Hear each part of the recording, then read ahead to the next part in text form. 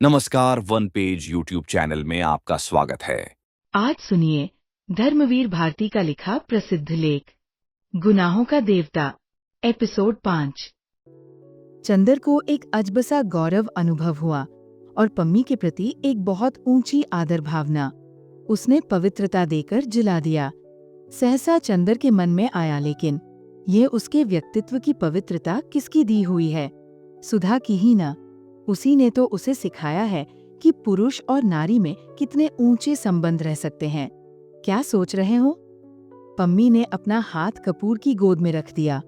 कपूर सिहर गया, लेकिन शिष्टाचारवश उसने अपना हाथ पम्मी के कंधे पर रख दिया। पम्मी ने 2 क्षण के बाद अपना हाथ हटा लिया और बोली, कपूर, मैं सोच रही हूँ अगर ये विवाह संस्था हट जाए तो कितना अच्छा हो। पुरुष और नारी में मित्रता हो, बौद्धिक मित्रता और दिल की हमदर्दी। ये नहीं कि आदमी औरत को वासना की प्यास बुझाने का प्याला समझे और औरत आदमी को अपना मालिक। असल में बंधने के बाद ही पता नहीं क्यों संबंधों में विकृति आ जाती है।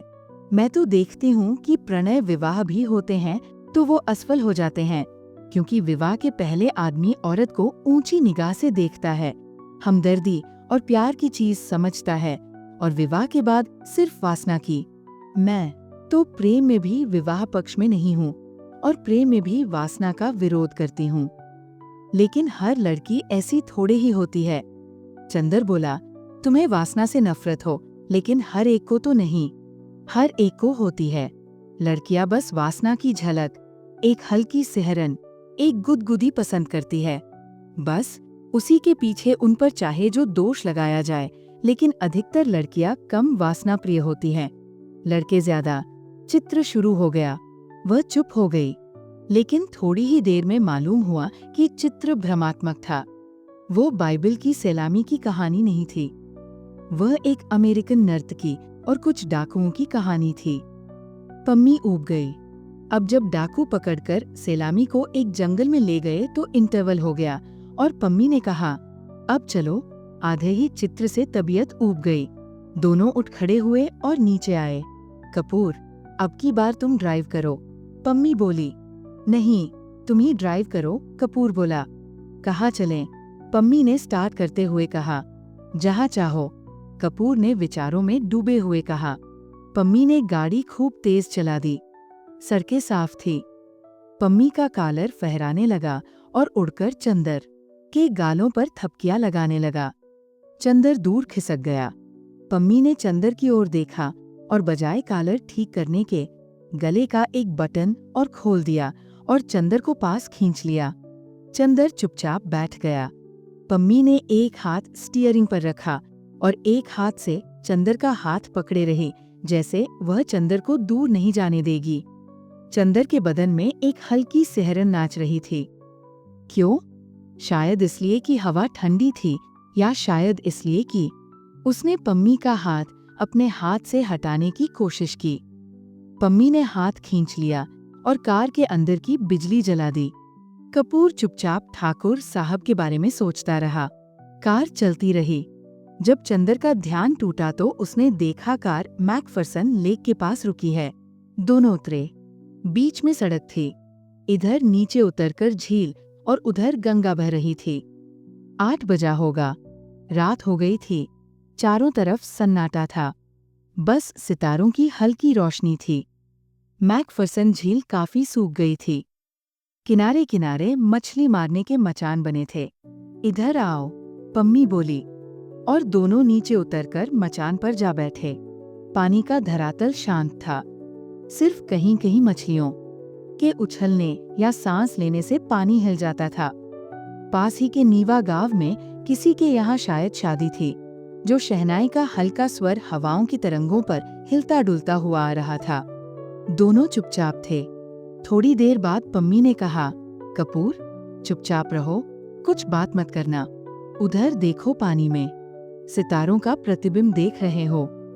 चुप्पी से सुनो, ये सितारे क्या बातें कर रहे हैं। पम्मी सितारों की ओर देखने लगी।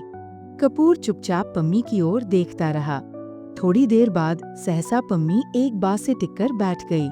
उसके गले के 2 बटन खुले हुए थे और उसमें से रूप की चांदनी फटी पड़ती थी। पम्मी आंखें बंद किए बैठी थी। चंदर ने उसकी ओर देखा और फिर जाने क्यों उससे देखा नहीं गया। वह सितारों की ओर देखने लगा। पम्मी के कॉलर के बीच से सितारे टूट टूट कर बरस रहे थे। सहसा पम्मी ने आंखें खोल दी और चंदर का कंधा पकड़कर बोली, कितना अच्छा हो अगर आदमी हमेशा संबंधों में एक दूरी रखे, सेक्स न आने दे। ये सितारे हैं, देखो कितने नजदीक है, करोड़ों बरस से साथ हैं, लेकिन कभी भी एक दूसरे को छूते तक नहीं, तभी तो संग निभ जाता है। सहसा उसकी आवाज में जाने क्या छलक आया कि चंदर जैसे मदहोश हो गया। बोली, वह बस ऐसा हो कि आदमी अपने प्रेमास्पद को निकटतम लाकर छोड़ दे, उसको बांधे न। कुछ ऐसा हो कि होठों के पास खींचकर छोड़ दे। और पम्मी ने चंदर का माथा होठों तक लाकर छोड़ दिया। उसकी गरम गरम सांसें चंदर की पलकों पर बरस गईं। कुछ ऐसा हो कि आदमी उसे अपने हृदय तक खींचकर फिर हटा दे। और चंदर को पम्मी ने अपनी बाहों में घेरकर अपने वक्ष तक खींचकर छोड़ दिया। वक्ष की गरमाई चंदर के रोम रोम में सुलग उठी। वह बेचैन हो उठा। उसके मन में आया कि वह अभी यहाँ से चला जाए। जाने कैसा लग रहा था उसे। सहसा पम्मी बोली, लेकिन नहीं, हम लोग मित्र हैं। और कपूर, तुम बहुत पवित्र हो, निष्कलंक हो, और तुम पवित्र रहोगे। मैं जितनी दूरी, जितना अंतर, जितनी पवित्रता पसंद करती हूँ, वो तुम में है और हम लोगों में हमेशा निभेगी, जैसे इन सितारों में हमेशा निभती आई है। चंदर चुपचाप सोचने लगा, वह पवित्र है। एकाएक उसका मन जैसे ऊबने लगा, जैसे एक विहग शिशु घबराकर अपने नीर के लिए तड़प उठता है, वैसे ही वह इस वक्त तड़प उठा सुधा के पास जाने के लिए। क्यों? पता नहीं क्यों। यहाँ कुछ है जो उसे जकड़ लेना चाहता है। वह क्या करे? पम्मी उठी, वह भी उठा। बांस का मचान हिला, लहरों में हरकत हुई। करोड़ों साल से अलग और पवित्र सितारे हिले, आपसे में टकराए और चूर चूर होकर बिखर गए। रात भर चंदर को ठीक से नींद नहीं आई। अब गर्मी काफी पड़ने लगी थी। एक सूती चादर से ज्यादा नहीं ओढ़ा जाता था और चंदर ने वह भी ओढ़ना छोड़ दिया था। लेकिन उस दिन रात को अक्सर एक अजबसी कप्पी उसे झकझोर जाती थी और वह कसकर चादर लपेट लेता था। फिर जब उसकी तबीयत घुटने लगती तो वो उठ बैठता था। उसे रात भर नींद नहीं आई।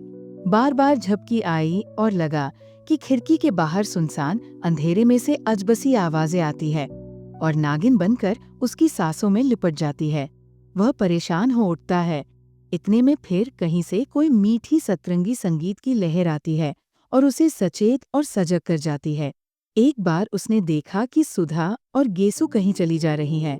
उसने गेसु को कभी नहीं देखा था, लेकिन उसने सपने में गेसु को पहचान लिया। लेकिन गेसु तो पम्मी की तरह गाउन पहने हुए थी। फिर देखा बिनती रो रही है और इतना बिल्ख बिल्ख कर रो रही है कि तबीयत घबरा जाए। घर में कोई नहीं है। चंदर समझ नहीं पाता कि वह क्या करे। अकेले घर में एक अपरिचित लड़की से बोलने का साहस भी नहीं होता उसका। किसी तरह हिम्मत करके वो समीप पहुंचा तो देखा, अरे ये तो सुधा है। सुधा लूटी हुई सी मालूम पड़ती है। वो बहुत हिम्मत करके सुधा के पास बैठ गया। उसने सोचा सुधा को आश्वासन दे, लेकिन उसके हाथों पर जाने कैसे सुकुमार जंजीरें कसी हुई है। उसके मुंह पर किसी की सांसों का भार है। वह निश्चेष्ट है। उसका मन अकुला उठा। वह चौंक कर जाग गया तो देखा वह पसीने से तर है। वो उठकर टहलने लगा। वो जाग गया था, लेकिन फिर भी उसका मन स्वस्थ नहीं था। कमरे में ही टहलते टहलते वह फिर लेट गया। लगा जैसे सामने की खुली खिड़की से सैकड़ों तारे टूट टूट कर भयानक तेजी से आ रहे हैं और उसके माथे से टकराट कराकर चूर चूर हो जाते हैं। एक मर्मांतक पीड़ा उसकी नसों में खौल उठी और लगा जैसे उसके अंगंग में चिताएं धधक रही हैं। जैसे तैसे रात कटी और सुबह उठते ही वो यूनिवर्सिटी जाने से पहले सुधा के यहाँ गया। सुधा लेटी हुई पड़ रही थी। डॉक्टर शुक्ला पूजा कर रहे थे। बुआ जी शायद रात को चली गई थी, क्योंकि बिनती बैठी तरकारी काट रही थी और खुश नजर आ रही थी। चंदर सुधा के कमरे में गया। देखते ही सुधा मुस्करा पड़ी। बोली कुछ नहीं, लेकिन आते ही उसने चंदर के अंगंग को अपनी निगाहों के स्वागत में समेट लिया। चंदर सुधा के पैरों के पास बैठ गया। कल रात को तुम कार लेकर वापस आए तो चुप्पे से चले गए। सुधा बोली, कहो, कल कौन सा खेल देखा? कल बहुत बड़ा खेल देखा, बहुत बड़ा खेल सुधी। चंदर व्याकुलता से बोला, अरे जाने कैसा मन हो गया कि रात भर नींद ही नहीं आई। और उसके बाद चंदर सब बता गया, कैसे वो सिनेमा गया, उसने पम्मी से क्या बात की, उसके बाद कैसे कार पर उसने चंदर को पास खींच लिया, कैसे वे लोग मैकफरसन झील गए और वहाँ पम्मी पागल हो गई, फिर कैसे चंदर को एकदम सुधा की याद आने लगी, और फिर रात भर चंदर को कैसे कैसे सपने आए। सुधा बहुत गंभीर होकर मुंह में पेंसिल दबाए कुहनी टेके बस चुपचाप सुनती रही और अंत में बोली, तो तुम इतने परेशान क्यों हो गए चंदर? उसने तो अच्छी ही बात कही थी। ये तो अच्छा ही है कि ये सब जिसे तुम सेक्स कहते हो ये संबंधों में ना आए। उसमें क्या बुराई है? क्या तुम चाहते हो कि सेक्स आए? कभी नहीं। तुम मुझे अभी तक नहीं समझ पाई। तो ठीक है, तुम भी नहीं चाहते कि सेक्स आए, और वह भी नहीं चाहती कि सेक्स आए, तो झगड़ा क्या है? क्यों, तुम उदास क्यों हो इतने?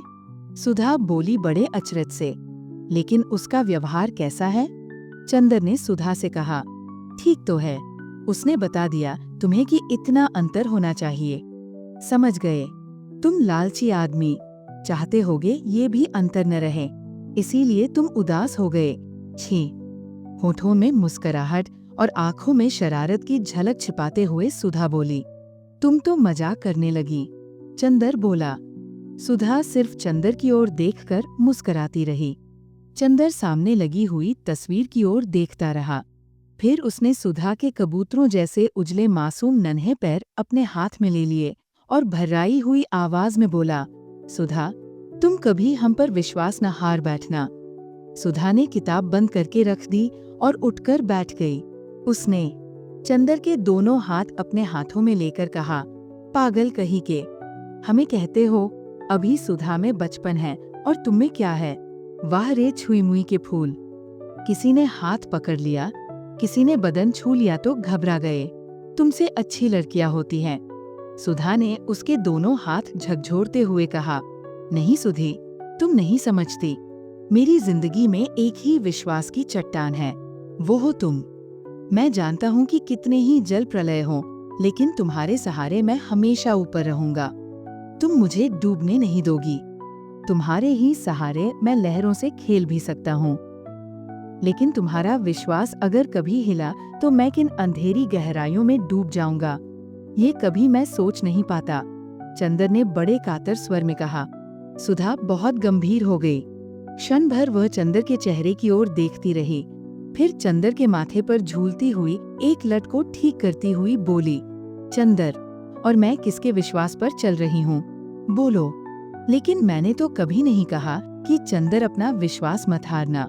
और क्या कहूँ, मुझे अपने चंदर पर पूरा विश्वास है, मरते दम तक विश्वास रहेगा।